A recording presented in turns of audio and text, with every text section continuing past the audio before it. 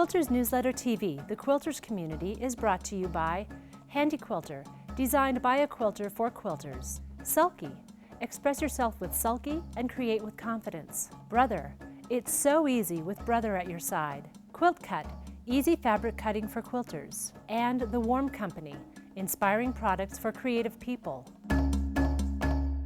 Welcome to Quilters Newsletter TV. We are an international spring market in Kansas City.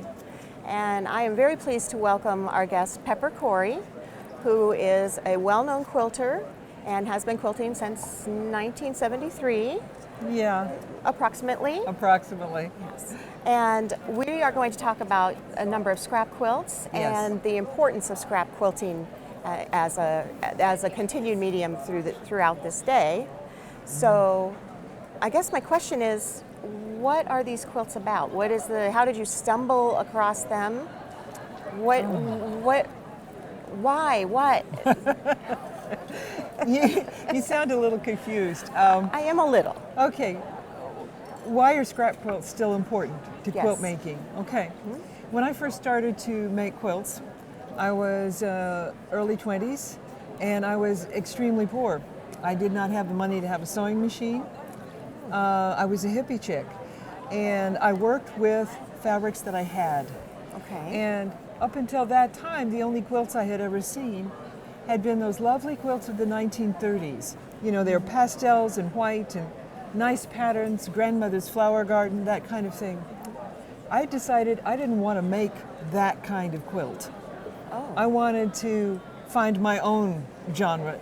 I think, isn't that happening today? When people think, I don't want to make a quilt like my mother made, I want something different. Mm-hmm. Well, that's the way I was, but it was 1974. So I started looking for older quilts that were scrap quilts. They had a lot of heart and soul to them.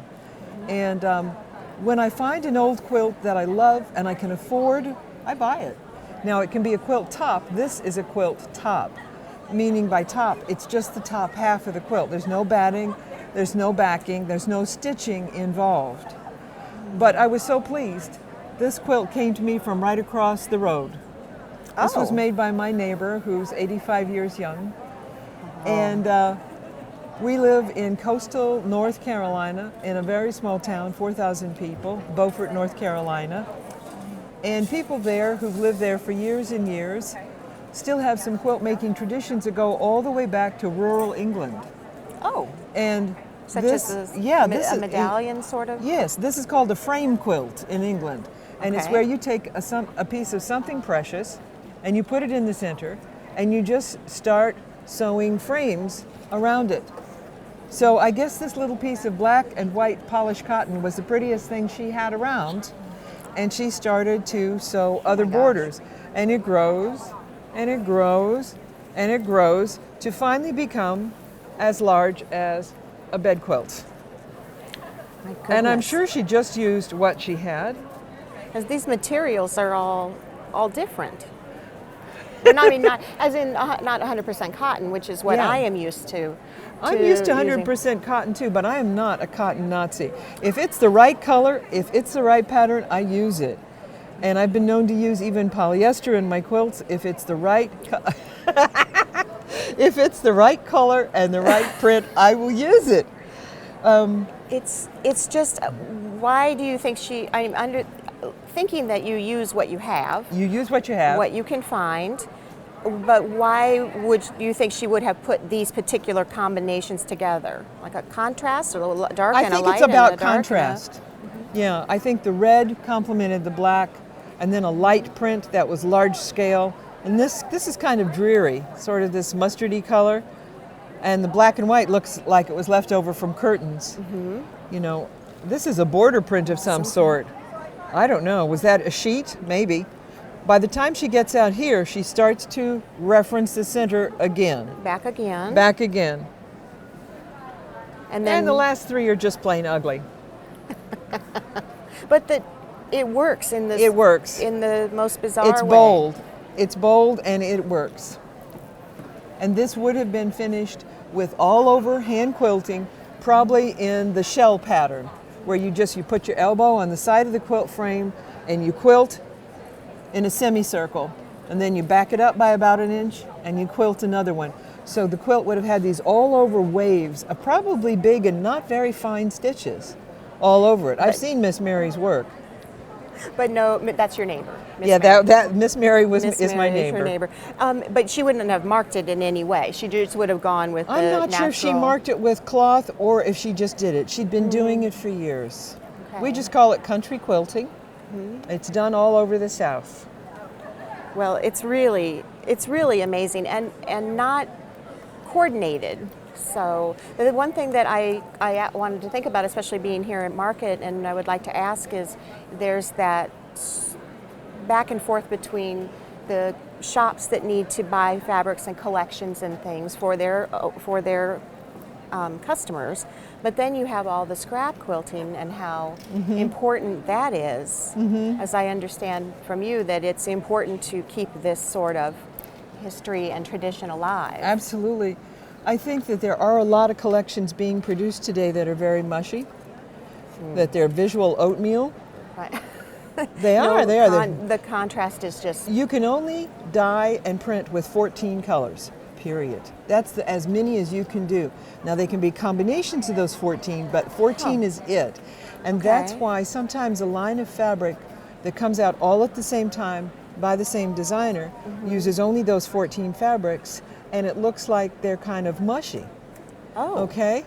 So I think if a shop owner gets in a line of fabric but then mixes in solids and things they have on the shelf that haven't sold, and maybe some polka dots, something like that, once it gets into the store is where the fun happens. Right.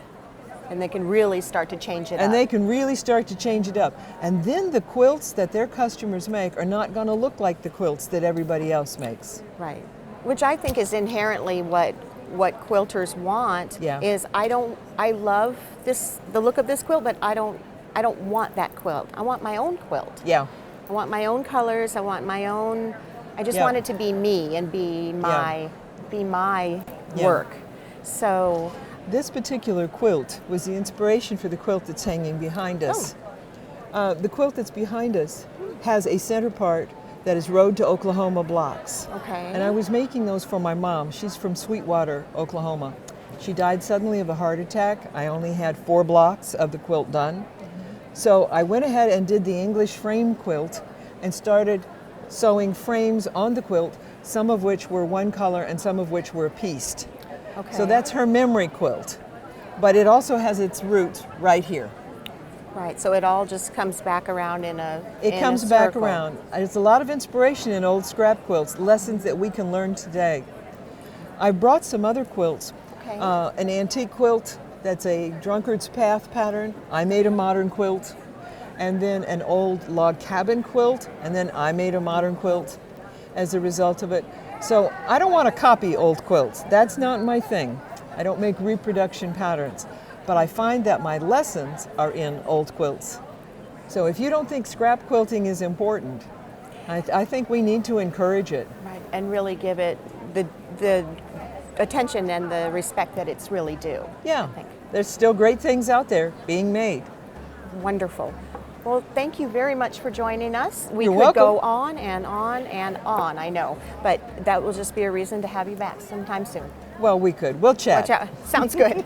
Thank Thank you. you. Quilters Newsletter TV, the Quilters community, is brought to you by Handy Quilter, designed by a quilter for quilters. Sulky, express yourself with Sulky and create with confidence. Brother, it's so easy with Brother at your side. Quilt Cut, easy fabric cutting for quilters. And The Warm Company, inspiring products for creative people.